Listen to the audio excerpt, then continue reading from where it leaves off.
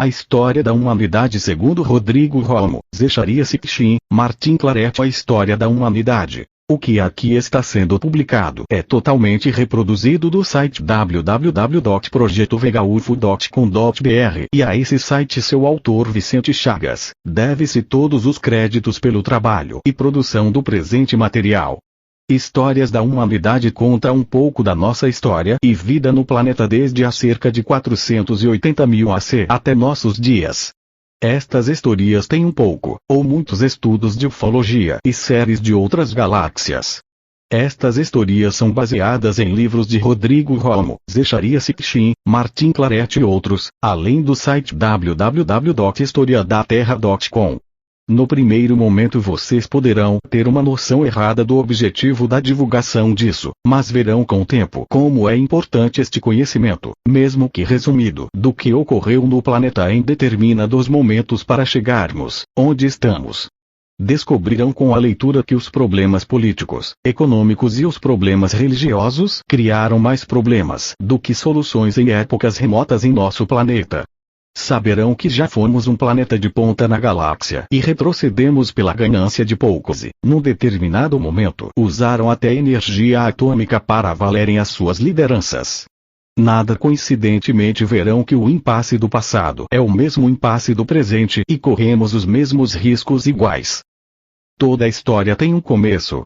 E isso já faz muito, muito tempo. A história se tornou lenda, a lenda se tornou mito e por quase 500 mil de anos a verdade foi esquecida, mas como contam os sumérios, toda essa história começou há milhares de milhões de anos, quando a Terra não estava ainda formada. Ou estava, mas não como a conhecemos, era um grande planeta chamado Tiamat, Terra, 480.000 AC para 100.000 AC. O Nibiru chegou. Nibiru é um planeta do nosso sistema solar, que os babilônios chamavam de Nibiru/Marduk. Um planeta enorme que vai em movimento retrógrado com o restante dos planetas. Todos os planetas de nosso sistema estão em um mesmo plano e na mesma direção. Nibiru movimenta-se na direção contrária e entra no sistema pairando entre as órbitas de Júpiter e Marte a cada 3.600 anos. Contam os nibiruanos que Nibiru é um planeta artificial, que faz parte do nosso sistema estelar e do sistema estelar de Sírius, fazendo uma trajetória estranha que une esses dois sistemas com um período de translação de 3.600 anos terrestres.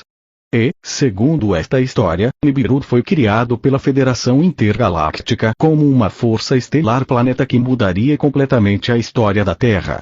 Nibiru está habitado por seres conscientes que na Bíblia recebem o nome de Nefilins. Nos registros sumérios também aparecem como Anunnakis e se auto-intitulam Nibiruanos/Pleiadianos.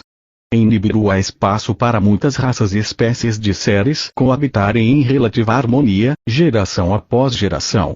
Há lindo lagos, mares, oceanos, montanhas e vales, exatamente como na Terra, mas não na superfície sim dentro do planeta. Árvores e plantas de toda espécie crescem em profusão. Nibiru foi criado para assemelhar-se ao lar planetário original, Avion. Nibiru é aproximadamente 4 vezes maior que a Terra. Há uma polêmica entre cientistas e místicos se existem este chamado 10º ou 12º planeta e de quando ele retornará. Talvez nunca se foi realmente, ao final da Grande Guerra Galáctica, há 480.000 anos atrás, liderado pela família Diano, incluindo o polêmico Marduk, Nibiru chegou à Terra. A condição da Terra não parecia favorável para o andamento dos jogos. Antes da destruição de Tiamat, todos os humanos em evolução da primeira semeadura pelos sirianos etéricos, humanos de Lira, e pelos felinos foram levados para bordo de Pegasus. Essa mesma linhagem foi transferida para Nibiru, conta Ano. Isto foi feito levando uma filha da casa de Avion/linhagem de Amélios para outro planeta pleidiano para se casar. A criança nascida dessa união foi Neestida, o futuro primeiro governador/comandante de Nibiru. Na Terra, portanto, havia muitas raças em evolução, mas a linhagem de Amélios, que é a única descendência humana pura no universo, não estava presente.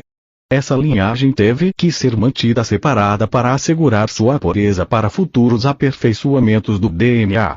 Essa proteção promoveria também a maturidade espiritual dessa linhagem, uma vez que os reptilianos avançavam em seu desenvolvimento tecnológico, em suas conquistas por todo o universo. Porém, maturidade espiritual por parte de pelo menos uma das raças é uma necessidade para que a integração das polaridades possa ocorrer. Dessa forma, a Federação Galáctica criou a Força Estelar Nibiru para patrulhar a galáxia, logo após a sua criação, ainda como uma federação pequena e simples. Havia muitas raças em Nibiru, inclusive séries de Orion, como os reptilianos e humanos de Orion. Ano é da 17ª geração após Nietesda. E recebe o comando de Nibiru após seu irmão, o herdeiro legítimo, deixar o trono. Há muitas misturas aí. Mas ainda assim, Ano recebe da Federação Galáctica, logo após assumir o comando de Nibiru, duas ordens principais: destruir Tiamat e Alm, as colônias reptilianas principais, e restabelecer na Terra a linhagem de Amélios. Então, após cumprir sua primeira ordem, e enfrentar os milhões de anos da Guerra Galáctica decorrente dessa destruição das colônias reptilianas, Nibiru vem para a Terra. A Terra era um mundo que pertencia à área de influência dos sirianos de Sirius B neste momento e a outras comunidades sirianas, além de terem na Terra outras comunidades estelares de diversos outros sistemas estelares, incluindo os Arcturianos, Pleiadianos de Área, Veganianos de Altair, Capelinos e outros seres de outras galáxias. Os Lemurianos, os mutantes, os répteis, descendentes daqueles répteis que tinham ido para o subterrâneo na época da destruição de Tiamat, e os primatas humanos em evolução, estavam todos vivendo aqui no planeta. Os primatas tinham sido semeados pelos felinos e pelos sirianos etéricos e tinham alcançado a fase evolutiva do Homo erectus quando os nibiruanos chegaram, humanos pleiadianos nibiruanos. Os chamados primatas eram inteligentes, telepáticos, e viviam em paz com os animais na floresta, em um tipo de comunidade social. Os sirianos terrestres, que viviam em corpos animais, também protegiam os primatas em evolução, seus futuros veículos físicos. Também os sirianos etéricos liderados por Amélios, conduziam o desenvolvimento das colônias humanas sirianas. Já existiam as civilizações dos Ios, os orientais, na Ásia, e a civilização dos Atlantes, a raça vermelha. Os Atlantes foram criados pelos Pleiadianos de Atlas, que chegaram à Terra depois da destruição de Ibórnia, para recolonizar o planeta. Outro grupo de Pleiadianos, denominado Cinzento, começou a civilização dos Ios, e o primo de Ano, Altea, Atlas, começou a dos Atlantes. Ambas foram consideradas desdobramentos da Lemúria, pois ambas tinham feito acordos de que a Lemúria atuaria como um império materno para eles. A Lemúria tinha a forma liriana/siriana, algumas áreas em particular eram aquelas hoje conhecidas como América do Sul, México, América Noroeste e Europa Central. Cada uma das três civilizações, Atlantes, e os Lemurianos, tinham concordado em permitir que os felinos mudassem o DNA delas de modo que assim pudessem melhor se adaptar ao clima nas regiões do planeta que elas escolheram viver. Foi assim que as diferentes raças, vermelha, amarela e morenas vieram a existir. E a raça negra originou-se dos primatas humanos em evolução. Eles se tornariam os guardiões da Terra, depois que cruzassem com a linhagem de Amélios trazida por Ano para obter a necessária elevação do nível do seu DNA para chegar ao Homo sapiens. Quando isto acontecesse, eles estariam aptos a receber a alma dos sirianos terrestres. Assim a raça branca ariana foi estabelecida pela família representante da Casa Real de Avion de Nibiru. Eles vieram para a Terra exatamente neste momento por duas razões. Primeiro, desejavam conseguir ouro para colocar no campo de força ao redor de Nibiru para salvar o seu povo.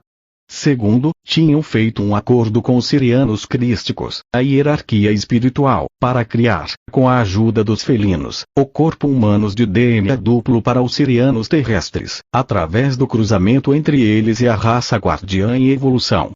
Os Anunnakis de Nibiru quando chegaram à Terra tinham naves, naquela época mais adiantada do que as que são possíveis produzir hoje com a tecnologia existente em nosso planeta, mesmo aquela tecnologia sigilosa da atualidade. Eles são a raça ariana, responsáveis por toda a influência sobre a Terra na nossa história recente. Em termos pouco mais específicos, o povo que chegou à Terra a bordo de Nibiru era um povo guerreiro, de uma linhagem das Pleiades de seres reptilianos com a mistura do genoma humano, que foi originalmente criado e desenvolvido no sistema estelar de Vega, no planeta Avion. Os criadores daqueles primeiros seres, por certo, estão muito acima da capacidade dos nibiruanos. Isso foi há muitos milhares de anos, talvez cerca de 6 bilhões de anos, pela contagem do tempo terrestre. Nas Pleiades, cada família representa um povo, com seus planetas e sua própria tecnologia. O sistema nebular das Pleiades possui mais de 300 famílias diferentes em distintas vibrações dimensionais e nas próprias dimensões e níveis de cultura que isso representa. O universo possui muito mais vida do que se pensa hoje, de forma equivalente ao planeta Terra, que possui vida em tudo e em todas as partes, desde insetos, micro-organismos e vida mais complexa. O mesmo ocorre com o universo.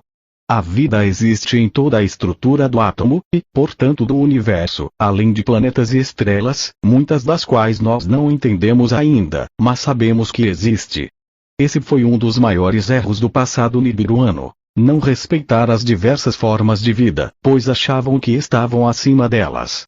Os povos acima da cultura e tecnologia nibiruana, que são denominados de confederados intergalácticos e interdimensionais, não lhes deram as devidas diretrizes e deixaram que aprendessem sozinhos, e nesse ínterim a guerra e a destruição foi parte do aprendizado, pois foram criados por seres guerreiros com finalidades de pesquisa bélica e genética sem amor, ou sem harmonia, como seria a melhor forma de expressar o que gerou a forma bélica e egocêntrica dos seres de Nibiru que colonizaram a Terra recente.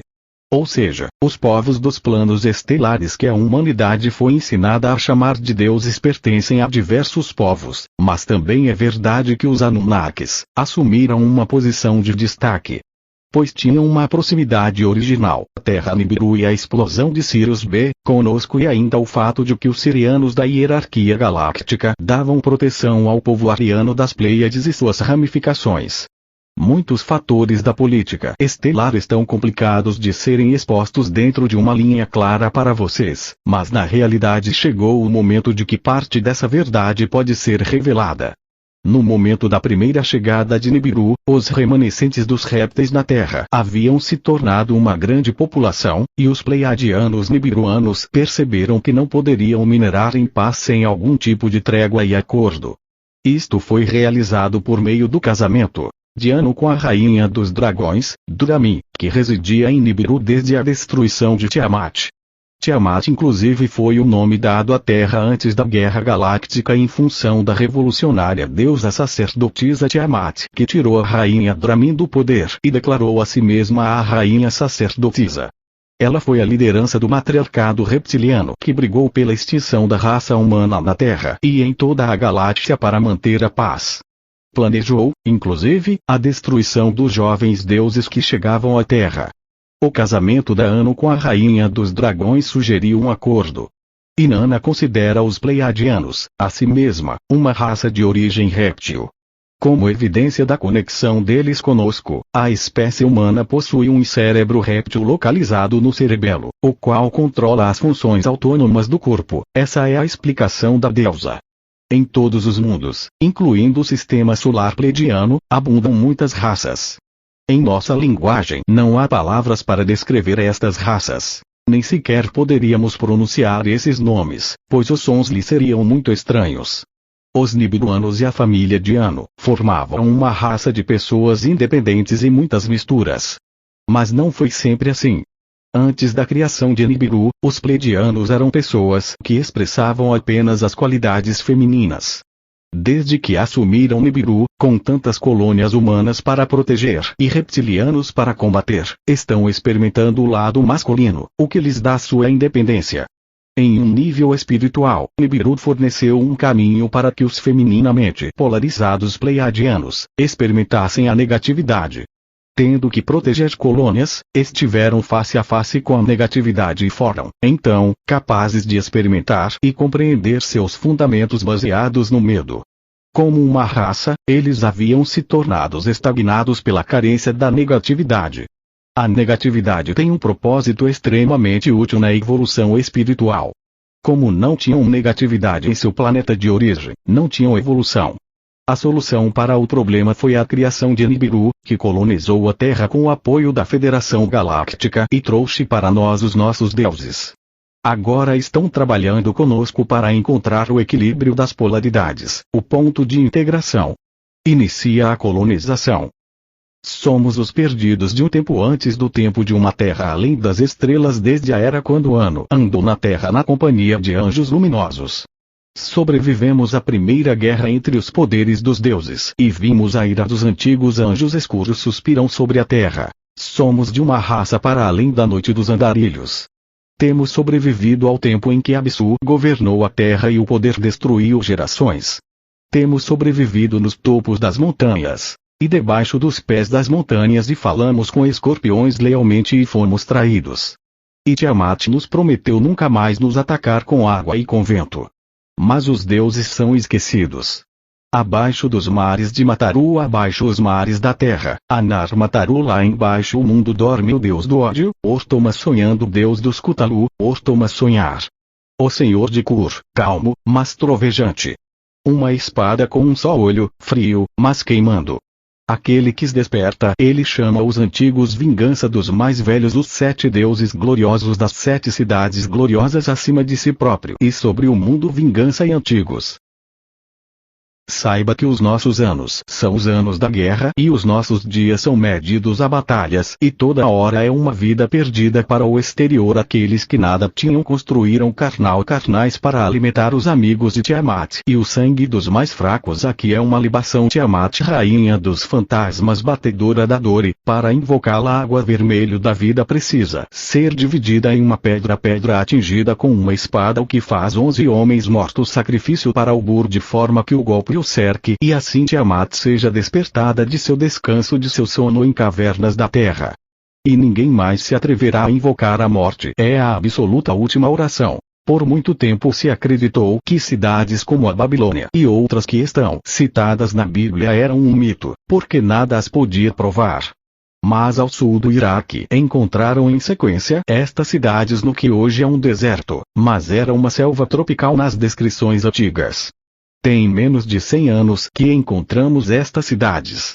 Há muitas outras verdades que estão escritas nas pequenas tabuletas de argila encontradas nestas escavações. Há provas suficientes, mas são verdades muito extravagantes para a ciência e o senso comum aceitarem sem resistências. Nesse momento em que Ano chegou pela primeira vez à Terra, há 500 mil anos, o povo do dragão e o povo da serpente já estavam aqui, como falamos.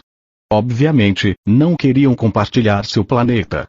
Ano queria o ouro, mas o povo do dragão temia que ele, Ano, não respeitaria seus métodos pacíficos. Eles tinham demorado anos distribuindo linhas de energia magnética ao redor da Terra e tinha construído inumeráveis túneis em colaboração com o povo da serpente. Parece incrível, mas o povo dragão e o povo serpente haviam dividido a Terra e encontrado um tratado de paz. Sim, eles mesmos, os reptilianos. Os vórtices de energia que potencializam suas civilizações se encontram nesses túneis, junto com enormes armazéns de pedras preciosas e metais. Houve um bom número de batalhas na Terra e em seus céus, mas finalmente se fizeram acertos, demarcaram-se limites. Por isso, Ano aceitou casar-se com uma princesa dragão chamada Vão para selar a aliança. Desta união saiu o menino Enki. Enki é meio humano nibiruano e meio dragão, ou réptil. Todos os 3 filhos de Ano, incluindo os nobres, nasceram em Nibiru e atingiram a maturidade na época em que Nibiru chegou na Terra. Isto inclui Enlil, Enki, Ninursago, e os netos, Ninurta, Nanar, Marduk, enigmático, Tot. Enki construiu a primeira cidade, que ele chamou de Terra, Eridu Estação 1. Ele era um engenheiro professor e recebeu muita ajuda dos seus parentes reptilianos e dos Anunnakis. 50 deles vieram juntamente com Enki para a Terra. Segundo Ano, 50 dos melhores astronautas de Nibiru.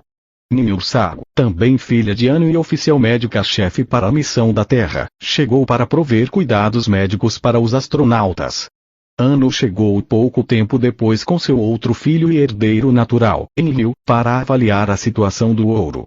Havia uma tensão muito grande entre Enlil e Enki, pois Enki sentia que a ele deveria ser dada a terra, já que ele havia chegado primeiro, tinha trabalhado e suado para construir o primeiro acampamento e a cidade Eridu, sem mencionar a extração do ouro.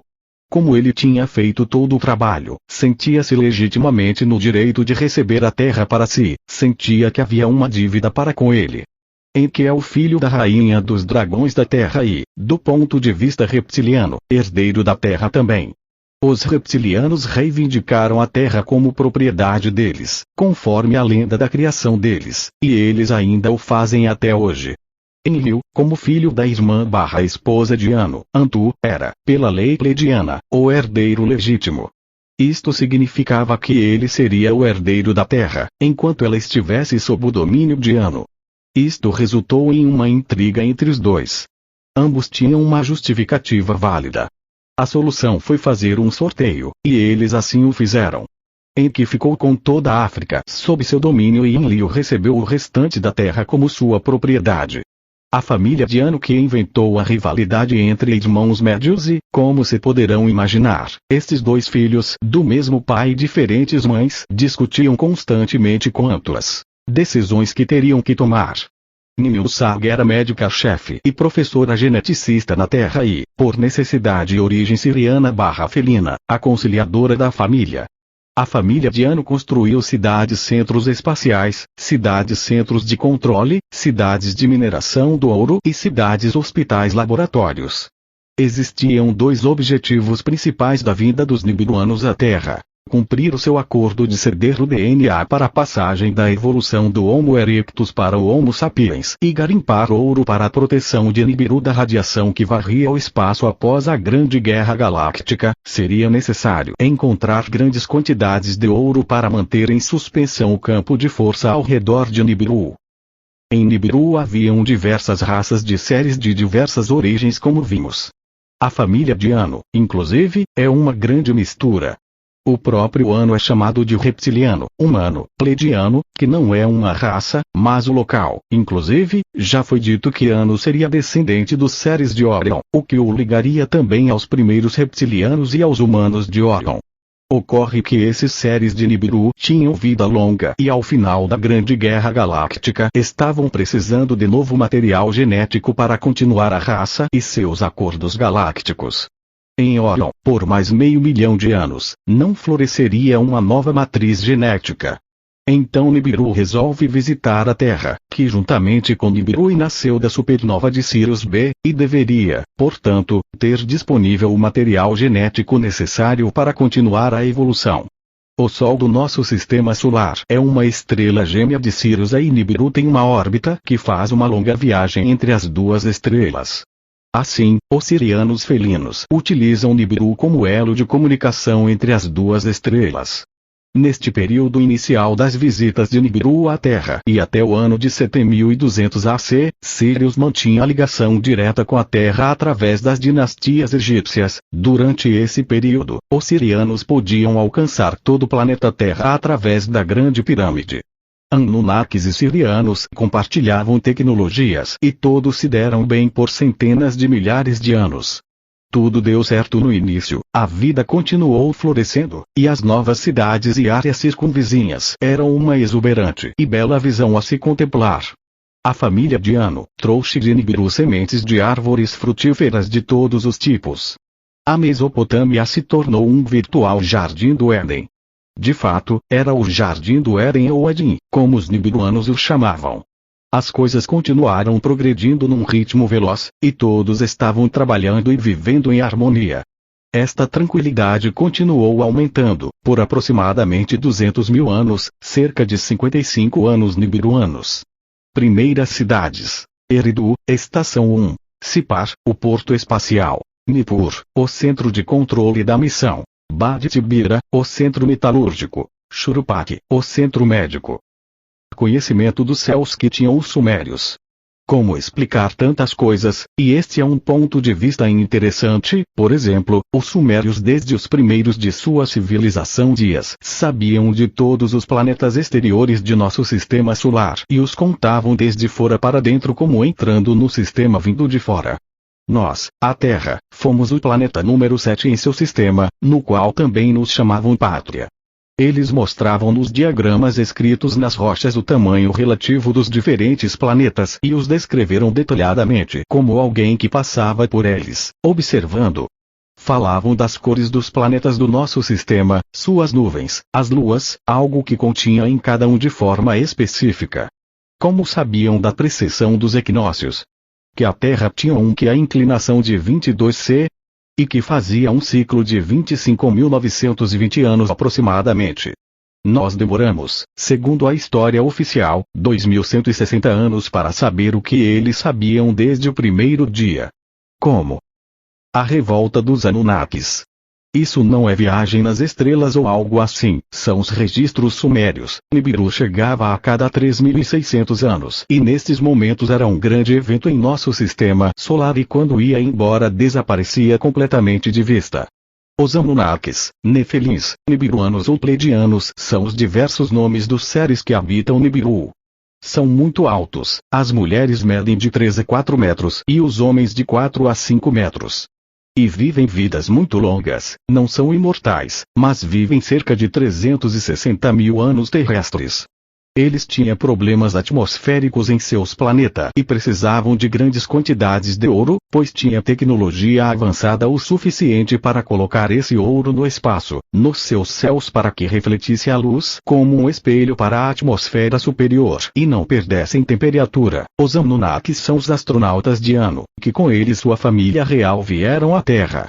Os Anunnaki cansaram e estavam insatisfeitos em serem garimpeiros. Enki até tratou de compor canções para manter seus espíritos alegres. Mas muito rapidamente esses guerreiros, cientistas e engenheiros se tornaram mal-humorados e logo zangados. E, como os Pleiadianos possuem uma espécie de mente de grupo, o descontentamento se pulverizou como o fogo, e negaram-se a cavar 1 centímetro a mais. Isso aconteceu por volta de 250.000 AC 70 A para os Nibiruanos, e os astronautas, Anunnaki, na África se rebelaram. As condições para a mineração do ouro no interior quente da Terra, havia chegado aos limites para estes seres. Eles tinham chegado ao nível da transgressão e tinham se unido numa rebelião. Enki chamou Enlil para notificá-lo da situação e quando Enlil chegou no local da mineração, os Anunnakis o tomaram como refém. Enki, embora apoiando os Anunnakis, pediu para os seus homens que liberassem Enlil, o que eles fizeram. Enlil acusou Enki de incitar e encorajar os Anunnaki e quis acusá-lo perante o conselho. Ambos os irmãos voltaram a Nibiru para falar diante do conselho. Foi decidido que os Anunnakis eram mais valiosos fazendo os trabalhos que foram treinados para fazer do que minerando ouro. Enki acreditava que a solução era criar uma raça de trabalhadores para minerar o ouro, o que ajudaria também a cumprir os acordos com os sirianos crísticos. Ninhursag também pensou que era uma boa ideia. Ela tinha administrado ervas curativas aos trabalhadores rendidos, e não gostava muito de ver os Anunnaki realizando este tipo de trabalho, especialmente as mulheres. Os Anunnaki, os astronautas de Nibiru que com muito gosto seguiram os 3 filhos de Anu à Terra, estavam todos muito emocionados nas primeiras etapas da nova aventura. Como haviam lhes prometido riquezas e terra, os Anunnaki estiveram muito contentes por um tempo, mas ninguém estava preparado para uma escavação dessa magnitude. Assim, sendo Enki um mestre geneticista como também um engenheiro, junto com Ninhursag foi para o laboratório em Shuruppak para criar os trabalhadores. Para a família de Anu, isto solucionaria todos seus problemas e manteria contentes aos Anunnaki. Já havia acontecido assim anteriormente em outros planetas. As multidões de astronautas que aclamavam e anunciavam que os maravilhosos touros de Anu haviam resolvido a criação da nova raça. Alguns historiadores e pensadores chegaram a conclusões ainda mais ousadas. Acreditam que há grande inteligência compostos avançados em Marte, também trabalhando na Lua e na Terra conosco e que procuram limitar o nosso acesso à realidade. São os Anunnakis, o mesmo grupo que modificou geneticamente a raça humana há centenas de milhares de anos atrás. Encontraram nos registros sumérios indicações de que houve uma importante intervenção no genoma humano, quando a raça humana passou de Homo erectus a Homo sapiens e depois de Homo sapiens a Homo sapiens sapiens. Isso tudo não estaria indo longe demais. Esse projeto nibiruano de criação da nova raça recebe muitas críticas por parte da Confederação Intergaláctica e outros povos, pois são retirados dos trabalhadores escravos as capacidades psíquicas necessárias à evolução, dotando os mesmos apenas de capacidades necessárias à sobrevivência. O DNA de duas hélices. Ainda assim, Ano, como patriarca defensor dos interesses de sua linhagem, explica os seus feitos. Em que já há muito tempo desejava criar a nova raça. Ninhursag, médica geneticista, sempre fez tudo o que lhe era solicitado com dedicação perfeccionista. Também para criar a nova raça de trabalhadores, os nibiruanos receberam a ajuda dos felinos. A esposa felina de Ano, Raishondra, mãe de Ninhursag, ajudou muito. Ela chegou em Churupak para supervisionar o trabalho, e tal qual uma equipe, mãe e filha, elas trabalharam bem juntas. Raishondra era muito experiente no campo da genética. Ela tinha treinado Ninhursag em que tinha sido instruído por ela também. Havia outros de Sirius a que vieram emprestar sua experiência, Natara e Joisia em particular, são citadas por Ano, como ajudantes dos projetos de Ano para a humanidade até os dias atuais. Este era um evento há muito esperado não só para os nibiruanos, que precisavam salvar o planeta deles, mas para os sirianos terrestres também. A criação dos novos veículos físicos estava perto de acontecer. Os sirianos crísticos também chegaram para testemunhar este importante evento. Enlil se dedicava mais à agricultura, a desviar os rios e a construir obras de infraestrutura, pirâmides e represas. Colonizar um planeta do tamanho da Terra era um projeto de envergadura. Ele era sem sombra de dúvidas, o filho de Antu, pois é uma pessoa minuciosa que se sobressai na logística. De Ano, Enlil herdou seu caráter apaixonado, o amor à ordem e uma grande beleza masculina. Os nibiruanos Anunnakis são normalmente descritos como seres de Orion de linhagem reptiliana, mas também afirmam serem descendentes de Devin e da casa de Avion, e, portanto ligados kármica e geneticamente a Tiamat/Terra, que Amélios decretou como seu lar dos humanos. O fato é que com a criação da nova raça de trabalhadores, os nibiruanos tornaram-se a raça paterna para seres na Terra. Esta raça foi o resultado da segunda semeadura de guardiões da Terra pelos sirianos etéricos e felinos.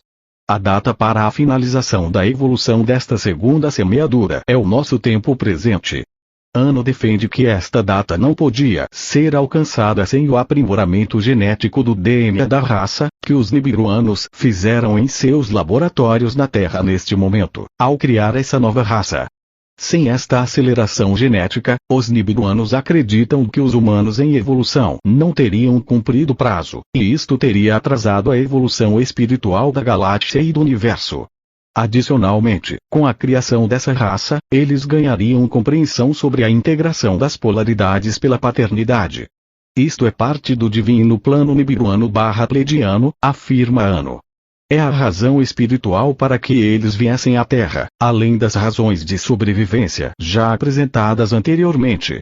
Por último, o aprimoramento do DNA do Homo erectus para Homo sapiens foi necessário para dar tempo aos sirianos terrestres para se transferirem dos corpos animais para os novos veículos físicos humanos, através de um período de encarnações. Esta transferência levou 200 mil anos para se completar, 55 anos no tempo nibiruano. E assim, Ano vai escrevendo seu relatório para a Federação Intergaláctica. Os primatas em evolução eram o chamado Homo erectus. Era conhecido da família de Ano porque desarmavam as armadilhas que colocavam para capturar a seus amigos animais. Esta criatura humana e os animais se amavam entre si respeitosamente. De todo o DNA que havia disponível, o do Homo erectus era o melhor. Ele que foi escolhido para ser aperfeiçoado em união com o material genético dos Anunnakis. seriam a nova raça de trabalhadores e os novos veículos físicos dos sirianos terrestres, a raça herdeira e guardiã da Terra. Esta nova versão aperfeiçoada deu aos primatas humanos novas habilidades. Eles tinham habilidade para argumentar e fazer escolhas mais complexas. Poderiam apreender os fundamentos da leitura e escrita. Embora eles retivessem suas habilidades telepáticas, não tinham recebido nenhuma nova habilidade psíquica. Estas seriam dadas quando todos os sirianos terrestres tivessem feito a transição. Porém, essas outras habilidades psíquicas seriam necessárias para o progresso espiritual. Naquela época, os nibiruanos procuraram dar aos sirianos terrestres corpos que não fossem muito complexos, justificando pelo fato dos sirianos terrestres terem regredido seriamente durante seus milhões de anos no ciclo encarnacional animal. Além do mais, para minerar ouro nas minas quentes dentro da Terra, não seria preciso muitas habilidades mais. Nibiru estava morrendo por causa da radiação e ele ainda era necessário como uma força estelar da Federação Galáctica para proteger a galáxia. Essa é a justificativa nibiruana, mas o Conselho Intergaláctico ainda indagaria muitas vezes porque as habilidades psíquicas necessárias ao desenvolvimento espiritual não foram ativadas na nova raça e apenas as habilidades relacionadas à sobrevivência e disseminação da espécie. Em que ofereceu para que sua esposa, Ninki, desse à luz ao primeiro humano. O material genético do Homo erectus se implantou no óvulo da fêmea pleiadense, da linha do povo dragão. O sangue do homem se mesclou com o pleiadianos, dos deuses, e se fundiram os potenciais genéticos. Assim, a espécie humana leva códigos genéticos pleiadianos e nosso DNA está para sempre combinado com o deles. As demais primeiras crianças nasceram com a combinação do DNA dos Anunnakis e dos primatas humanos em evolução. Esses novos seres traziam todas as habilidades dos primatas em evolução, mas agora, com o poder de raciocínio, espírito, de um humano galáctico. Antes eles tinham apenas uma alma animal, embora uma alma animal muito inteligente.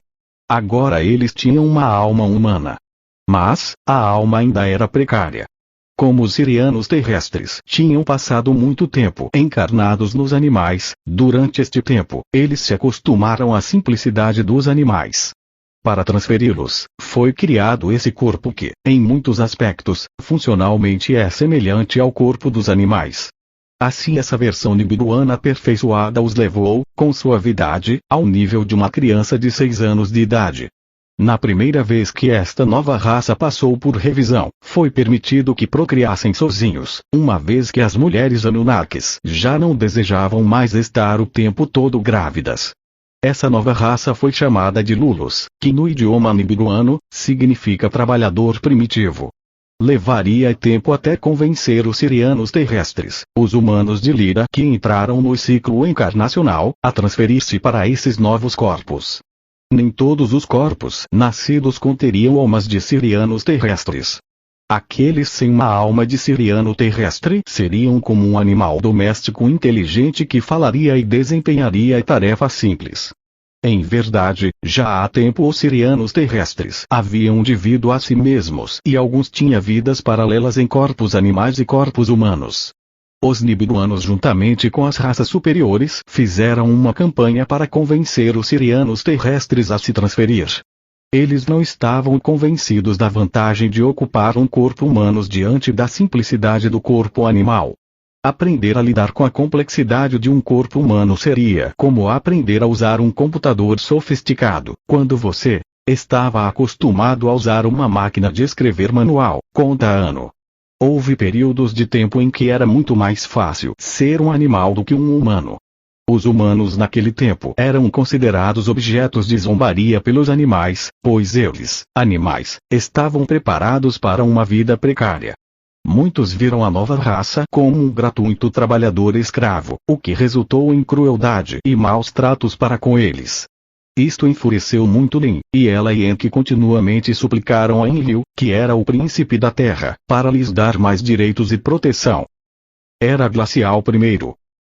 Cada historiador e pensador tem os seus cálculos e de fato não se sabe exatamente quando será o retorno de Nibiru. Alguns dizem 2060, outros 3600, mas exatamente deve saber a NASA. Porém o fato é que nos últimos 480 mil anos que um nosso visitante errante nos chega a cada 3.600 anos, o seu retorno causa grandes eventos para o nosso sistema solar e o planeta Terra.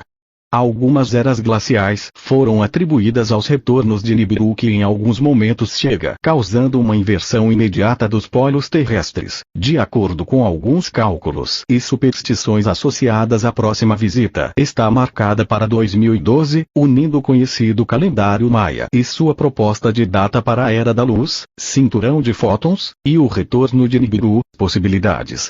Logo após a criação da nova raça, há aproximadamente 150 mil anos atrás, 42 anos nibiruanos, um novo período glacial começou, e os Lulus regrediram, junto com muitas outras civilizações na Terra.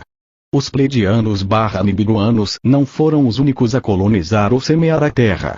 Havia outros, como os Andromedanos, mas todos estavam aqui em concordância com o plano divino para a Terra e aprovados pelos sirianos crísticos e a hierarquia espiritual. A sobrevivência tornou-se a coisa mais importante nas mentes do ser humano neste momento, e devido a isso nenhum progresso espiritual ou evolutivo foi feito. Esta é uma das razões pelas quais se levou 200 mil anos para transferir os sirianos terrestres para os veículos humanos criados pelos nibiruanos, explica Ano.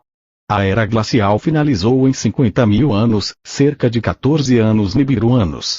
E em 100 mil AQ, uma tendência ao aquecimento começou, e o progresso espiritual e evolutivo dos humanos estava novamente em ascensão. Foi durante este tempo que os astronautas começaram a se unir aos Lulus. Isto criou algumas pessoas muito altas, porque essas crianças carregavam o gene para a altura dos sirianos etéricos, que estava entre 60 metros de altura, como também o gene de altura dos nibiruanos. Seria importante salientar que os astronautas estavam se unindo aos Lulus, que tinham almas de sirianos terrestres.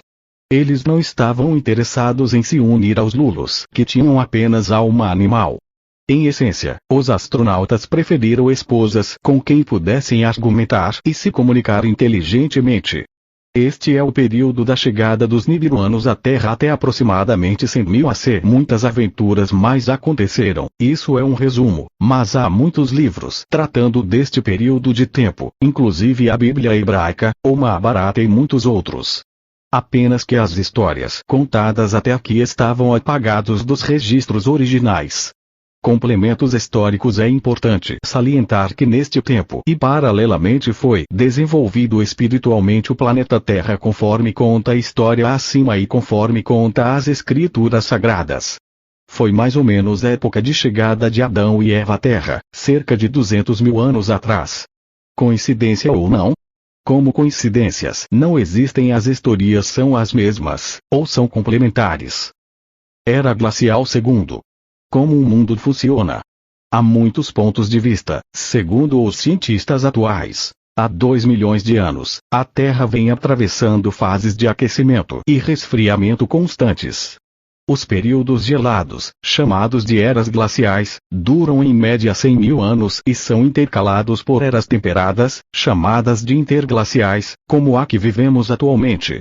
Sabe-se muito pouco sobre cada um desses períodos, e muitas das respostas que procuramos podem estar na coluna glacial com 13 e 19 quilômetros de profundidade, retirada há poucos anos por pesquisadores da região da Antártica. Os períodos interglaciais costumam durar 10 mil anos, embora o atual já se estenda por 12 mil. Mas não é preciso tirar os casacos do armário.